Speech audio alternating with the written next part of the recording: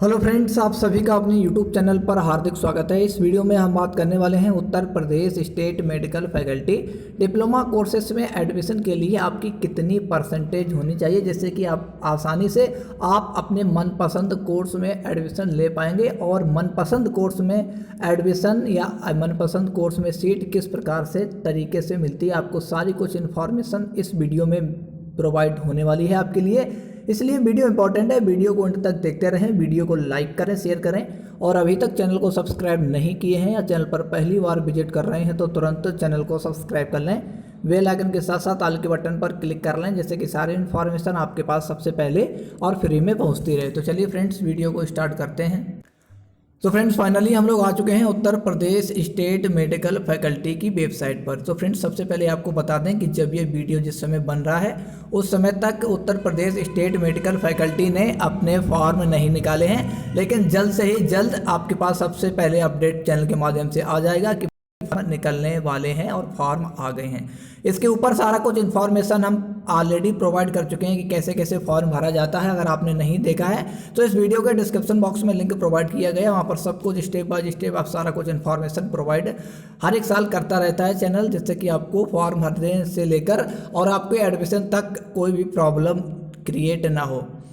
Friends, form आने में अभी कुछ देरी है, उससे पहले स्टूडेंट जो कि लगातार इसमें उत्तर प्रदेश स्टेट मेडिकल फैकल्टी के अंतर्गत डिप्लोमा कोर्सेज करना चाहते हैं, उनके कमेंट्स लगातार प्राप्त होने लगे हैं कि सर कितना परसेंटेज होना चाहिए जिससे कि आसानी से हमें गवर्नमेंट कॉलेज मिल जाए, प्राइवेट कॉलेज मिल जाए या मनपसंद कोर्स मिल जाए, मनपसंद कोर्स आसानी से प्रोवाइड हमें हो जाए। तो फ्रेंड्स, परसेंटेज कितना होना चाहिए ये डिपेंड करता है कि आप गवर्नमेंट कॉलेज में पढ़ना चाहते हैं या प्राइवेट कॉलेज में पढ़ना चाहते हैं, आप कोई सा भी डिप्लोमा करना चाहते हैं या आप अपना मनपसंद डिप्लोमा करना चाहते हैं। तो इन 2-3 बातों पर आपकी परसेंटेज डिपेंड करती है। आपकी जानकारी के लिए बता दें कि उत्तर प्रदेश स्टेट मेडिकल फैकल्टी में जो फीस रखी जाती है वो 1,000 रुपये रखी जाती है और इसके ऑनलाइन फॉर्म निकाले जाते हैं। इससे पहले क्या होता था कि इसमें मेरिट सिलेक्शन नहीं होता था और एक टेस्ट के आधार पर इसमें प्रवेश दिया जाता था और उस टेस्ट में बहुत ज़्यादा मात्रा में या बहुत ज़्यादा स्तर पर भ्रष्टाचार होता था। इसको देखकर प्रशासन ने इसे ऑनलाइन करने का निर्णय लिया और इसमें मेरिट के थ्रू, यानी आपकी हाई स्कूल की मेरिट और प्लस इंटर की मेरिट, इनको जोड़कर जो भी मेरिट आपकी बनेगी उसके आधार पर इसमें प्रवेश दिया जाने लगा है पिछले 3-4 सालों से। तो यहाँ पर कितना परसेंटेज होना चाहिए जिससे कि आपको मनपसंद कोर्स या आसानी से आपको इसमें एडमिशन मिल सके। तो फ्रेंड्स, यहाँ पर सीटों की अगर संख्या की बात करें तो अलग अलग डिप्लोमा कोर्सेज में अलग अलग सीटें हैं। अगर सबसे ज़्यादा सीटों की संख्या की बात करें तो डिप्लोमा इन लैब टेक्नीशियन में गवर्नमेंट सेक्टर में 900 सीटें उपलब्ध हैं, वहीं प्राइवेट सेक्टर में 334 सीटें उपलब्ध हैं। अगर एक्सरे टेक्नीशियन की अगर बात करें तो गवर्नमेंट सेक्टर में 639 सीटें अवेलेबल हैं और वहीं प्राइवेट सेक्टर में 294 सीटें अवेलेबल हैं। जो भी हम डाटा बता रहे हैं ये पिछले साल का डाटा बता रहे हैं। फॉर्म आने तक इसमें कुछ संख्या में बढ़ोतरी बिल्कुल संभव है, लेकिन ज़्यादा संख्या में बढ़ोतरी संभव नहीं है। ये मान लीजिए 50-60 सीटें तो आसानी से बढ़नी ही बढ़ने हैं, ये बात कन्फर्म है।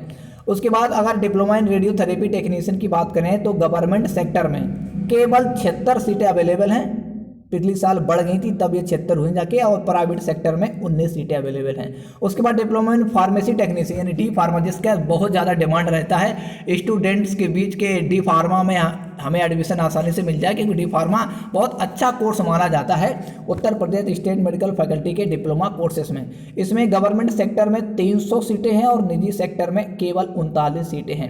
इसके बावजूद KGMU से भी कोर्स चलाए जाते हैं, लगभग 10 कोर्स चलाए जाते हैं। उनमें diploma optometry, physiotherapy, OT technician, cardiology technician, dialysis technician, CT scan, MRI, sanitation, emergency trauma care, blood transfusion technician, इन कोर्सेज में 38 सीटें, पिछले साल इनकी संख्या बढ़ाई गई थी तब ये 38 सीटें हुई जाके। अब बात कर लेते हैं कि कितना परसेंटेज होना चाहिए। तो कितना परसेंटेज होना चाहिए कि आपको आसानी से इसमें एडमिशन मिल सके, गवर्नमेंट कॉलेज, प्राइवेट कॉलेज या भी जितने में आप जो भी आप सोचते हैं कि कौन से डिप्लोमा कोर्सेज में हमें एडमिशन मिल सके, उसके बहुत सारे आयाम हैं कि आपकी परसेंटेज डिफाइन करने के।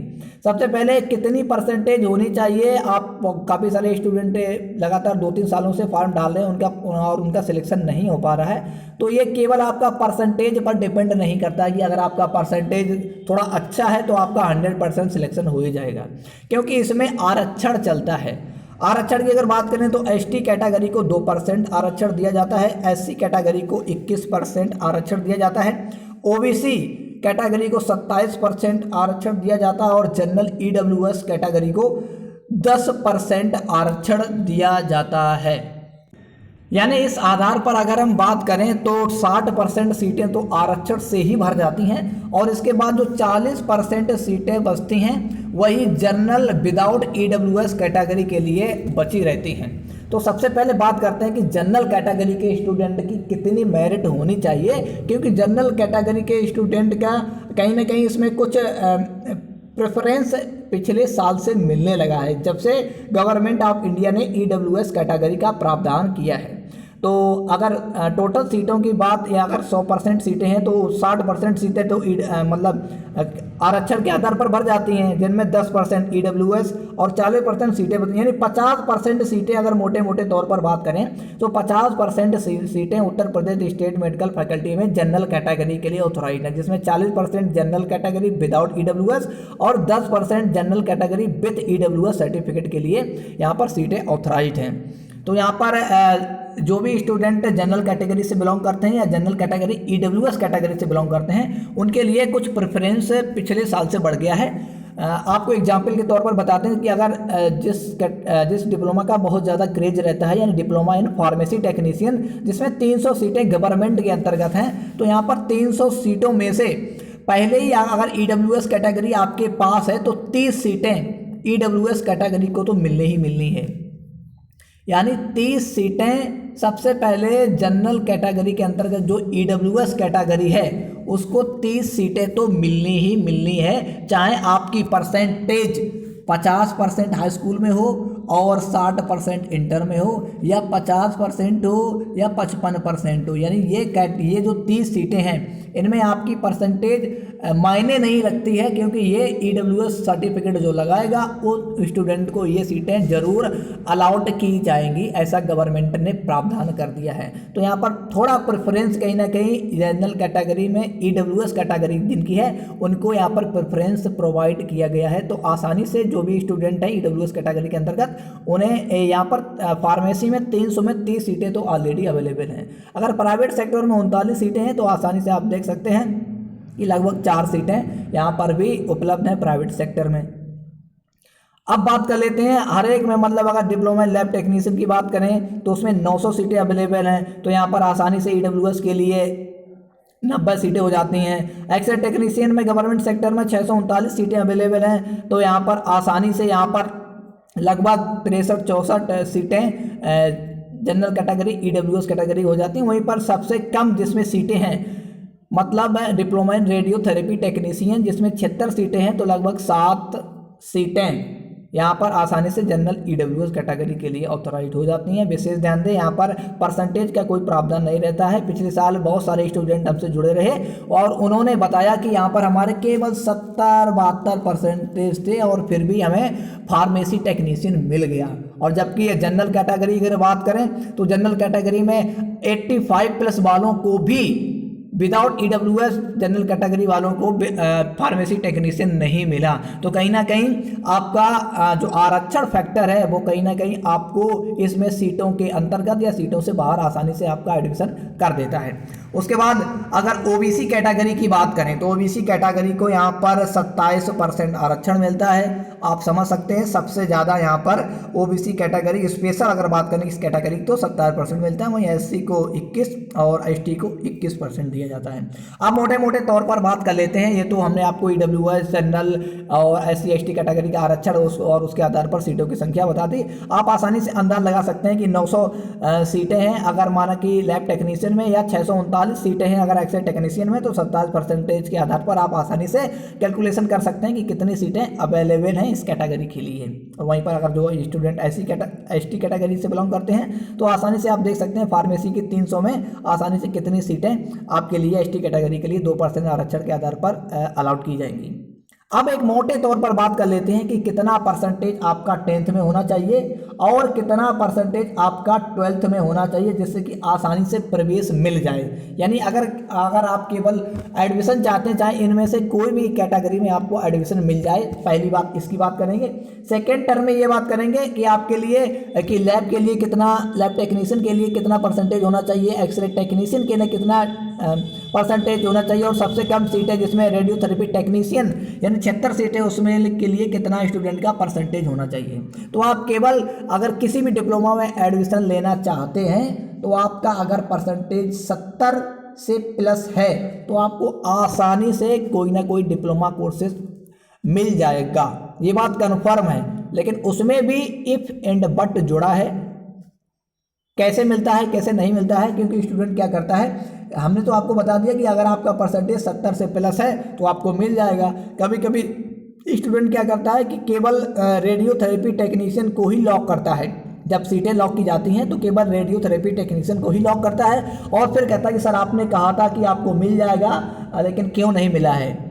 तो फ्रेंड्स हम आपको बता दे रहे हैं, हमने टोटल कोर्सेज की बात की, या अगर आप सबको लॉक करेंगे, और कहीं ना कहीं लॉक करने में भी एक फैक्टर जुड़ा होता है कि आप किस आधार पर करते हैं, कौन कौन से कॉलेजों को करते हैं और कितनी सीटें उसमें अवेलेबल हैं, उसके आधार पर ही आपको वो कॉलेज अलाउड किया जाता है। इस पर भी नेक्स्ट 1-2 दिन में वीडियो आने वाला है कि आखिर में किस आधार पर यहाँ पर लॉक करने का प्रावधान है। जैसे ही फॉर्म आएंगे आपके पास सबसे पहले वीडियो आ जाएगा।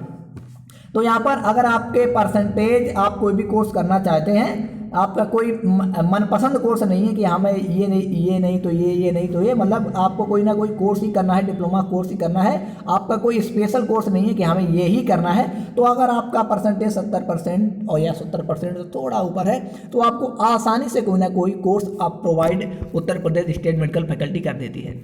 उसके बाद अगर आप स्पेशल कोर्स कोई करना चाहते हैं, जैसे आपका मन है कि हम डी फार्मा करना चाहते हैं, बहुत अच्छा कोर्स है, प्राइवेट गवर्नमेंट सेक्टर में बहुत ज़्यादा स्कोप रहता है। आप समझ सकते हैं क्या स्कोप रहता है, आपको बताने की जरूरत नहीं, इस पर विस्तृत वीडियो जल्दी आपको प्रोवाइड हो जाएगा।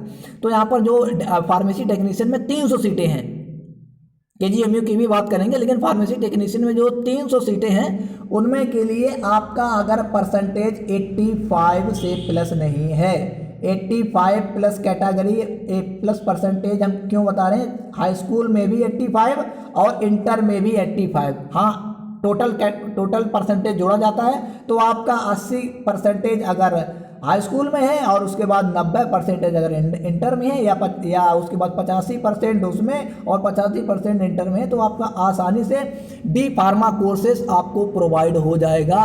विशेष ध्यान दें, कैटेगरी के अकॉर्डिंग ही आपको प्रोवाइड होगा और जैसे जैसे आप लॉक करेंगे उसके अकॉर्डिंग आपको प्रोवाइड होता है। तो एक मोटे तौर पर अगर आपका परसेंटेज 85 प्लस है, 85 प्लस विथ कैटेगरी के अंतर्गत, तो आपको आसानी से फार्मेसी टेक्नीशियन कोर्स प्रोवाइड करा दिया जाएगा उत्तर प्रदेश स्टेट मेडिकल फैकल्टी के द्वारा। यानी आपने समझ लिया, अगर आप कोई भी कोर्स करना चाहते हैं तो आपका परसेंटेज 70 प्लस होना चाहिए। यहाँ पर कैटेगरी अकॉर्डिंग यहाँ पर 65 भी हो सकता है। और लेकिन अगर आप फार्मेसी टेक्नीशियन यानी डी फार्मा करना चाहते हैं तो आप बिल्कुल, अगर आपका कैटेगरी कुछ ज़्यादा ही मतलब अगर आपका 80% EWS है तो आपका चल जाएगा, लेकिन आपका अगर 80% OBC कैटेगरी है तो आपका यहाँ पर चलेगा नहीं। ये बात आप ध्यान रखें। बहुत रेयर केस में ऐसा होता है जब स्टूडेंट लॉक ही नहीं करता है फार्मेसी टेक्नीशियन को, लेकिन विशेष ध्यान दें आप कि सबसे पहले उत्तर प्रदेश स्टेट मेडिकल फैकल्टी में कोई सीटें लॉक की जाती हैं तो वो डी फार्मा की सीटें लॉक की जाती हैं, क्योंकि बहुत अच्छा स्कोप रहता है। तो आपने जाना कि 85 प्लस परसेंटेज डी फार्मा के लिए है। अब हम बात कर लेते हैं एक्सरे टेक्नीशियन की। तो एक्सरे टेक्नीशियन में सेकेंड नंबर पर सबसे ज़्यादा सीटें हैं, 639 सीटें हैं। तो एक्सरे टेक्नीशियन के लिए अगर आपका परसेंटेज 75 प्लस है तो आसानी से आप श्योर हैं कि आपको एक्सरे टेक्नीशियन प्रोवाइड हो जाएगा। विशेष ध्यान दें कि एक्सरे टेक्नीशियन बहुत अच्छा कोर्स है, लेकिन कुछ कारणों की वजह से या कुछ गलत अफवाहों की वजह से स्टूडेंट का रुझान इसकी तरफ बहुत कम हुआ है। इसकी वजह से जो भी 75%, यहाँ तक कि काफ़ी स्टूडेंट के 72-71% वाले स्टूडेंट का भी पिछले 2 सालों में आसानी से यहाँ पर एडमिशन हो पाया है, क्योंकि स्टूडेंट इसको कहीं कहीं निगलेक्ट कर देता है कि ये अच्छा कोर्स नहीं है, इसमें रेडिएशन का खतरा रहता है और गवर्नमेंट जॉब नहीं निकलती, जबकि ऐसा नहीं है। सबसे ज़्यादा जॉब यहाँ पर गवर्नमेंट सेक्टर में अगर बात करें तो एक्सरे टेक्नीशियन की निकाली जाती हैं। नज़रिया ये है कि आप लगातार समाचार पत्रों का अध्ययन करते रहें या फिर जहाँ पे एम्प्लॉयमेंट न्यूज आते रहे वहाँ पर उनका अध्ययन करते रहे, तो आसानी से बहुत ज़्यादा स्कोप यहाँ पर एक्सरे टेक्नीशियन का रहता है। यानी 70 से प्लस अगर आपका है तो आसानी से 70-72 तो आपको एक्सरे टेक्नीशियन प्रोवाइड हो जाएगा। उसके बाद बात करते हैं कि सबसे कम जिसमें सीटें हैं, रेडियोथेरेपी टेक्नीशियन। यहाँ पर फार्मेसी टेक्नीशियन के बाद सबसे जल्दी अगर किसी सीटें लॉक होती हैं तो वो है रेडियोथेरेपी टेक्नीशियन कोर्स। यहाँ पर ऑल यूपी की बात कर रहे हैं, गवर्नमेंट सेक्टर में केवल 76 पद हैं। आप समझ सकते हैं, केवल 76 पद हैं और प्राइवेट सेक्टर में 19 पद हैं। इतने पदों के सापेक्ष बहुत ज़्यादा लॉक सेंटर किए जाते हैं, तो यहाँ पर परसेंटेज बहुत उठता है। लेकिन रेडिएशन का खतरा देखते हुए, जो कि लगातार अफवाहें उड़ा दी जाती हैं जिससे कि स्टूडेंट बहुत कम सीटें लॉक करें, लेकिन अगर आपका परसेंटेज 85-86 से प्लस है तो आपको आसानी से यहाँ रेडियोथेरेपी टेक्नीशियन कोर्स आसानी से प्रोवाइड हो जाएगा। बहुत अच्छा कोर्स है जो कि कैंसर के रोगों के लिए बहुत अच्छा कोर्स वर्तमान समय में माना जाता है। बहुत कम सीटें हैं, इसलिए यहाँ पर मारामारी बहुत ज़्यादा रहती है। उसके बाद बात करते हैं कि 900 सीटें, जो कि जिसका नाम है डिप्लोमा इन लैब टेक्नीशियन। यहाँ पर क्या है कि 900 सीटें हैं, सबसे ज़्यादा सीटें हैं। और यहाँ पर काफ़ी कॉलेजों में तो 4-5 कॉलेज ऐसे हैं जिनमें कि 100 सीटें हैं। तो यहाँ पर अगर आपका परसेंटेज 80 से प्लस है, 80 से प्लस विथ कैटेगरी क्यों बात बार बार कर रहे हैं, क्योंकि हम आपको ऑलरेडी समझा चुके हैं कि कहीं ना कहीं आपका परसेंटेज प्लस कैटेगरी के अंतर्गत ही आपको यहाँ पर कोर्स प्रोवाइड किया जाता है। तो अगर आपका 80% है हाई स्कूल और इंटर में, टोटल यहाँ पर हाई स्कूल प्लस इंटर दोनों को जोड़ा जाता है, यानी 80-80 160% अगर आपका total high school plus inter है, तो आप कन्फर्म रहें कि आपको diploma in lab technician course आसानी से प्रोवाइड हो जाएगा। और कहीं ना कहीं ये डिपेंड करता है इंटरनली या एक्सटर्नली आपकी कैटेगरी पर कि आप किस कैटेगरी से बिलोंग करते हैं। लेकिन एक मोटे तौर पर आप 80+ % वाले लैब टेक्नीशियन कोर्स को आसानी से पा सकते हैं।